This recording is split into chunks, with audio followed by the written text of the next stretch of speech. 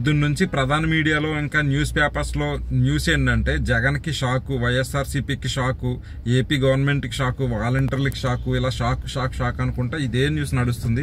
అసలు ఇంతకీ ఎవరికి షాక్ తగిలింది, ఎవరికి తగలబోతుంది అనేది ఈ వీడియోలో మనం చర్చించుకుందాం. వాస్తవంగా మాట్లాడుకోవాలంటే ఇప్పుడు ఎలక్షన్ కమిషన్ వాలంటీర్లని ఇంటింటికి పెన్షన్ ఇవ్వద్దు అని చెప్పేసి ఉత్తర్వులు జారీ చేసింది.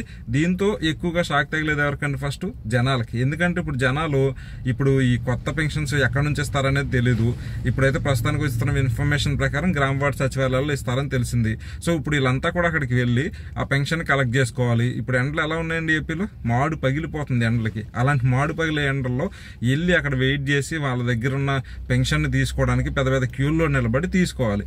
ఇప్పుడు ఇలా తీసుకుంటున్నప్పుడు ప్రజలకు తెలీదా ఎవరి వల్ల ఇప్పుడు ఈ పెన్షన్ ఇట్లా ఇంటికి ఇవ్వట్లేదు అనేది?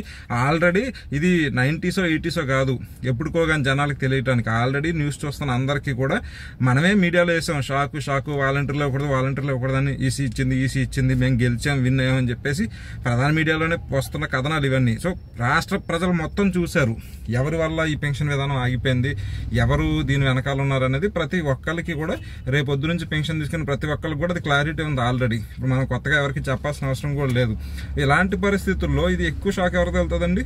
ఎక్కువ షాక్ ఎవరికి తగులుతుందంటే ప్రతిపక్షాలకే తగులుతుంది. ఎందుకంటే వాళ్ళే కంప్లైంట్ చేసి ఈ పెన్షన్ విధానాన్ని ఆపించడానికి సక్సెస్ఫుల్గా చేశారు కాబట్టి ఇప్పుడు నుంచి నెక్స్ట్ 3 నెలలు కూడా పెన్షన్ తీసుకోవడానికి ఎండలు వెళ్ళే ప్రతి ఒక్కళ్ళు కూడా ఎన్ని బూతులు తిట్టుకుంటారో, ఎన్ని రకాలుగా మాట్లాడతారో అనేది మీరు చూడబోతున్నారు.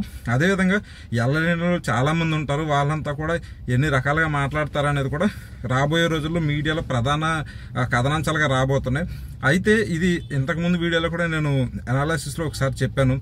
ప్రతిపక్షాలు విన్ అవ్వాలంటే ఏం చేయాలంటే ఫస్ట్ ఆఫ్ ఆల్ వాళ్ళకి సలహాలు ఇచ్చే వాళ్ళని మార్చేయాలి. ఫస్ట్ ఆఫ్ ఆల్ సలహాదారులను మార్చుకుంటే తప్ప వాళ్ళు విన్ అయ్యే ఛాన్సెస్ చాలా తక్కువ.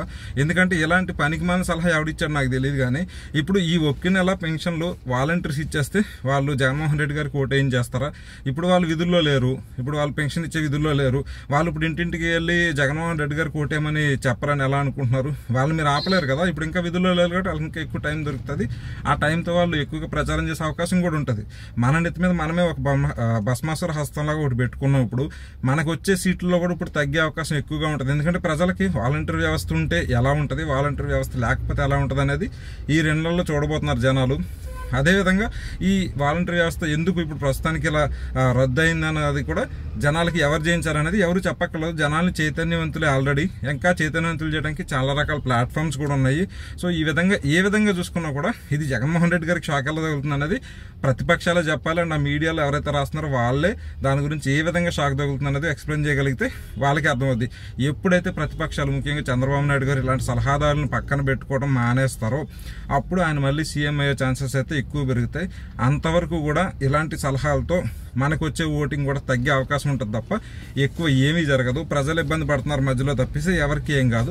అండ్ కొంతమంది అడుగుతున్నారు ఒకవేళ ఇంటింటికి ఇవ్వకపోతే వెళ్ళి తెచ్చుకోవచ్చు కదా అని చెప్పి. ఇంటింటికి ఇవ్వకపోతే వెళ్ళి తెచ్చుకోలేని వాళ్ళు ఎంతమంది ఉన్నారనేది మీరు మీ చుట్టుపక్కల పరిస్థితులు చూస్తే మీకే అర్థమవుద్ది. అసలు నడిచి వెళ్ళలేని పండు ముసలోళ్ళు చాలా మంది ఉంటారు. వాళ్ళందరినీ కూడా మీరు ఇంత ఎండలో వెళ్ళి తెచ్చుకోవాలి అని చెప్తున్నారంటే అది మీ విజ్ఞతకే నేను ఇంక వదిలేయాలి. ఎన్ని విధాలుగా చూసుకున్నా కూడా ఇది జగన్మోహన్ రెడ్డి గారికి ఏ విధంగా షాక్ నాకైతే తెలియదు. జగన్మోహన్ రెడ్డి గారికి ఇది ఒక బ్రహ్మాస్త్రాన్ని ఇచ్చినట్టు అయింది. ఇప్పుడు వాలంటీర్ వ్యవస్థ యొక్క గొప్పతనాన్ని వాళ్ళ ఇంటింటికి వచ్చి అందిస్తున్నటువంటి విషయాన్ని జనాలకు చెప్పకనే చెప్తున్నారు. కాబట్టి వాళ్ళంతా ఇప్పుడు ఇంకా ఎక్కువగా జగన్మోహన్ రెడ్డి గారిని ఓన్ చేసుకునే అవకాశం ఉంటుంది. ఈ విషయాన్ని ఇప్పటికైనా గుర్తించి ఇటువంటి రాంగ్ స్టెప్స్ చేయకుండా ప్రతిపక్షాలు మంచి నిర్ణయాలు తీసుకుంటే మంచి ఫలితాలు వస్తాయని చెప్పేసి మేధావులు అభిప్రాయపడుతున్నారు. ఇంకా చాలామంది న్యూట్రల్ ఓటర్స్ కూడా అభిప్రాయపడుతున్నారు.